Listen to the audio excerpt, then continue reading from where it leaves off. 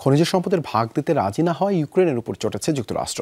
কংগ্রেসের স্পিকার জানিয়েছেন আর কোনো সহায়তা দেওয়া হবে না কিয়েভকে। এদিকে হোয়াইট হাউসের সতর্কবার্তা, খনিজ ভাগাভাগিতে ট্রাম্পের প্রস্তাব না মানলে ইউক্রেনের পরিণতি হবে ভয়াবহ।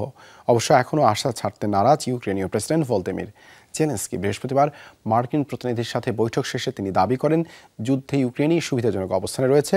এদিকে যুদ্ধ বন্ধের আলোচনায় করণীয় ঠিক করতে ফরাসি প্রেসিডেন্টের সাথে কথা হয়েছে জেলেনস্কির। সোমবার ট্রাম্পের সাথে ওয়াশিংটনে বৈঠক করার কথা ম্যাক্রনের। সবার প্রথম যুদ্ধ বন্ধ করতে হবে। ৩ বছরে রাশিয়া প্রায় ৭ লাখ সৈন্য হারিয়েছে। ইউক্রেনেরও হয়েছে ব্যাপক ক্ষয়ক্ষতি। প্রেসিডেন্ট ট্রাম্পের যুদ্ধ বন্ধের সিদ্ধান্ত সময়োপযোগী, আর এ বিষয়ে তার অবস্থান অটল।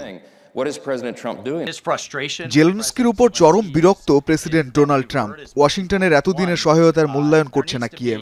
এটা প্রেসিডেন্টের অপমান। জেলেনস্কিকে খনিজ সম্পদের আলোচনায় ফিরতে হবে, নতুবা ইউক্রেনের পরিণতি হবে আরো ভয়াবহ।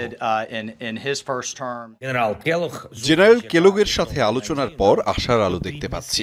ফ্রন্টলাইনের যুদ্ধ পরিস্থিতি নিয়ে তার সাথে আলাপ হয়েছে। রাশিয়ায় জিম্মি ইউক্রেনীয় যুদ্ধবন্দীদের মুক্তির ব্যাপারেও হয়েছে আলোচনা। যুক্তরাষ্ট্রের সাথে একটা স্পষ্ট চুক্তি দরকার।